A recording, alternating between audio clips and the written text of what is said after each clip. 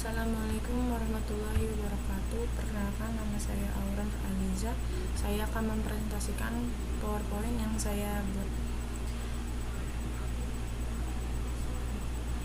Bab 6 yaitu membangun argumen tentang dinamika dan tantangan Pancasila sebagai dasar negara. 1. Argumen tentang dinamika Pancasila. Pancasila sebagai dasar negara lahir dan berkembang melalui suatu proses yang cukup panjang. Pada mulanya adat istiadat dan agama menjadi kekuatan yang membentuk adanya pandangan hidup. Setelah Soekarno menggali kembali nilai-nilai luhur budaya Indonesia, pada 1 Juni 1945 barulah Pancasila disuarakan menjadi dasar negara yang diresmikan pada 18 Agustus 1945 dengan dimasukkannya sila-sila Pancasila dalam pembukaan Undang-Undang Dasar Negara Republik Indonesia tahun 1945.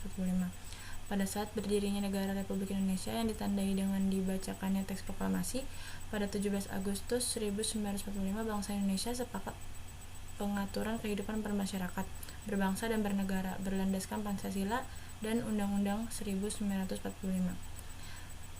Setelah dilaksanakan dekret presiden, Indonesia kembali diganggu dengan munculnya paham lain.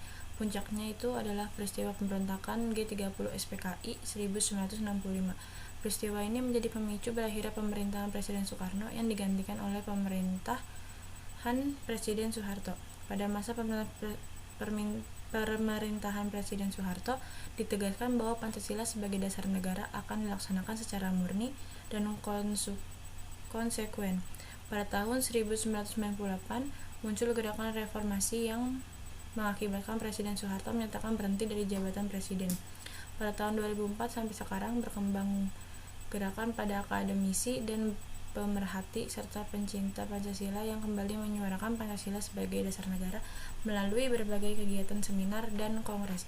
Hal tersebut ditujukan untuk mengembalikan eksistensi Pancasila dan membudayakan nilai-nilai Pancasila sebagai pandangan hidup bangsa serta menegaskan Pancasila sebagai dasar negara guna menjadi sumber hukum dan penyelenggaraan pemerintahan negara. Yang kedua, argumen tentang tantangan terhadap Pancasila. Pada era globalisasi dewasa ini, banyak hal yang akan merusak mental dan nilai moral Pancasila yang menjadi kebanggaan bangsa dan negara Indonesia. Tantangan yang muncul antara lain berasal dari derasnya arus paham-paham yang bersandar pada otoritas materi seperti liberalisme, kapitalisme, komunisme, sekularisme, pragmatisme, dan hedonisme yang menggerus kepribadian bangsa yang berkarakter nilai-nilai Pancasila. Hal tersebut perlu segera dicegah dengan cara meningkatkan aktivitas penegakan hukum dan melakukan upaya secara masif serta sistematis dalam membudayakan nilai-nilai Pancasila bagi para aparatur negara. Oleh karena itu, seluruh elemen masyarakat harus bahu-membahu merespon secara serius dan bertanggung jawab guna memperkokoh nilai-nilai Pancasila sebagai kaidah penuntun bagi setiap warga negara, baik bagi yang berkiprah di sektor masyarakat maupun pemerintahan. Dengan demikian, integrasi nasional diharapkan semakin kokoh dan secara bertahap bangsa Indonesia dapat mewujudkan cita-cita dan tujuan negara yang menjadi idaman seluruh lapisan masyarakat. Yang ketiga, ada esensi dan urgensi Pancasila sebagai dasar negara.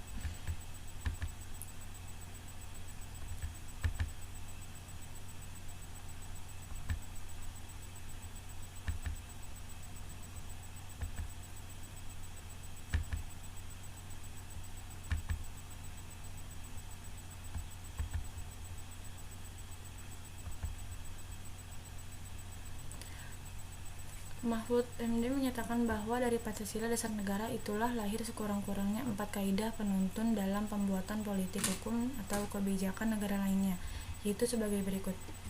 Yang pertama, kebijakan umum dan politik hukum harus tetap menjaga integrasi atau keutuhan bangsa baik secara ideologi maupun secara teritori.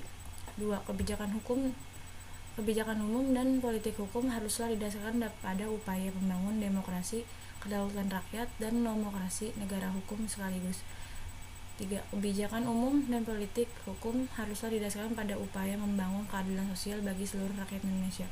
Indonesia bukanlah penganut liberalisme, melainkan secara ideologis menganut prismatika antara individualisme dan kolektivisme dengan titik berat pada kesejahteraan umum dan keadilan sosial. Kebijakan umum dan politik hukum haruslah didasarkan pada prinsip toleransi beragama yang berkeadaban. Pancasila sebagai dasar negara menurut Pasal 2 Undang-Undang Republik Indonesia Nomor 12 Tahun 2011 tentang pembentukan peraturan perundang-undangan. Pada penjelasan Pasal 2 tersebut dinyatakan bahwa Pancasila sebagai dasar dan ideologi negara serta sekaligus dasar filosofis negara, sehingga setiap materi muatan peraturan perundang-undangan tidak boleh bertentangan dengan nilai-nilai yang terkait pada Pancasila. Yang keempat adalah urgensi Pancasila sebagai dasar negara.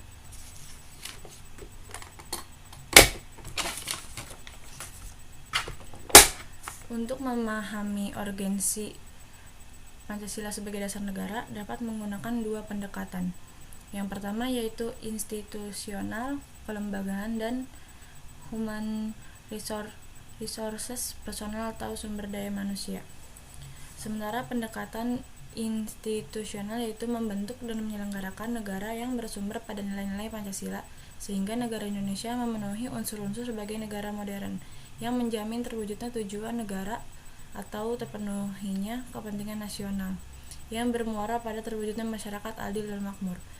Yang kedua ada human resources, terletak pada dua aspek, yaitu orang-orang yang memegang jabatan dalam pemerintahan atau aparatur negara yang melaksanakan nilai-nilai Pancasila secara murni dan konsekuen dalam pemenuhan tugas dan tanggung jawabnya, sehingga formulasi kebijakan negara akan menghasilkan kebijakan yang mengejawantahkan kepentingan rakyat.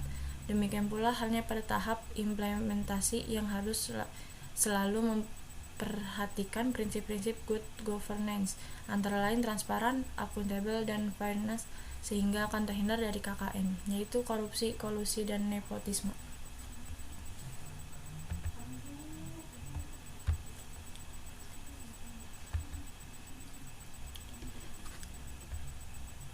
Yang kelima, hubungan Pancasila dengan Proklamasi Kemerdekaan RI. Pada hakikatnya, Proklamasi 17 Agustus 1945 bukanlah merupakan tujuan semata-mata, melainkan merupakan suatu sarana, isi, dan arti yang pada pokoknya membuat dua hal sebagai berikut.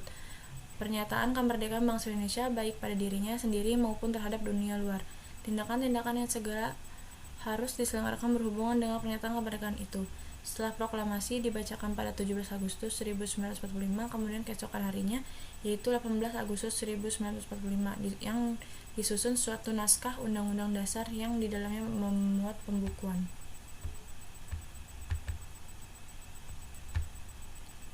Di dalam pembukuan Undang-Undang Dasar 1945, tepatnya pada alinea ketiga, terdapat pernyataan kemerdekaan yang dinyatakan oleh Indonesia. Proklamasi Kemerdekaan 17 Agustus 1945 dan pembukaan Undang-Undang Dasar 1945 sebagai berikut. A. Disebutkan kembali pernyataan kemerdekaan dalam bagian ketiga pembukaan, menunjukkan bahwa antara proklamasi dengan pembukaan merupakan suatu rangkaian yang tidak dapat dipisah-pisahkan. B. Ditetapkannya pembukaan pada 18 Agustus 1945 bersama-sama ditetapkannya Undang-Undang Dasar. Presiden dan Wakil Presiden merupakan realisasi bagian kedua proklamasi. C. Pembukuan hakikatnya merupakan pernyataan kemerdekaan yang lebih rinci dari adanya cita-cita luhur yang menjadi semangat mendorong ditegakkannya kemerdekaan dalam bentuk negara Indonesia merdeka, berdaulat, bersatu, adil, dan makmur dengan berdasarkan asas kerohanian Pancasila. D. Dengan demikian sifat hubungan antara pembukaan dan proklamasi yaitu memberikan penjelasan terhadap dilaksanakannya proklamasi pada 17 Agustus 1945, memberikan penegasan terhadap dilaksanakannya proklamasi 17 Agustus 1945 dan memberikan pertanggungjawaban terhadap dilaksanakannya proklamasi 17 Agustus 1945. Yang keenam yaitu implementasi Pancasila dalam perumusan kebijakan. A. Bidang politik. Implementasi Pancasila dalam perumusan kebijakan politik terjadi di lingkungan tempat tinggal. Mereka merumuskan kebijakan bukan dengan suara terbanyak, melainkan saling memberi dan saling menerima argumen dari peserta bermusyawarah. B. Bidang ekonomi. Bentuk badan usaha dalam sistem ekonomi nasional bukan hanya koperasi, melainkan juga ada bentuk badan usaha milik perseorangan atau swasta dan badan usaha milik negara. Ketiga bentuk badan usaha tersebut diakui keberadaannya bahkan menempati posisi yang sama pentingnya dalam meningkatkan ekonomi nasional dan meningkatkan kesejahteraan rakyat. C. Bidang sosial masyarakat Indonesia memiliki karakter hidup bergotong royong sebagaimana disampaikan oleh Bung Karno dalam pidatonya 1 Juni 1945. Namun akhir-akhir ini semangat gotong royong di kalangan masyarakat menunjukkan gejala semakin luntur.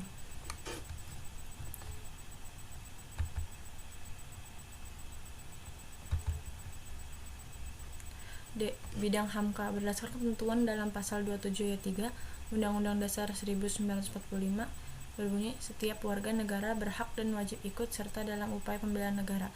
Bagi Anda sebagai warga negara yang baik, bela negara bukan hanya dilihat sebagai kewajiban, melainkan juga merupakan kehormatan dari negara. Bela negara dapat didefinisikan sebagai segala sikap dan perilaku warga negara yang dijiwai oleh kecintaannya kepada tanah air dan bangsa, dalam menjaga kelangsungan hidup bangsa dan negara berdasarkan Pancasila, guna mewujudkan tujuan wujud keikutsertaan warga negara dalam bela negara dan dalam keadaan damai. Banyak bentuknya aplikasi pengabdian serta profesi pun termasuk bela negara. Sekian, terima kasih presentasi dari saya. Mohon maaf jika ada salah kata atau kata-kata yang kurang berkenan. Terima kasih.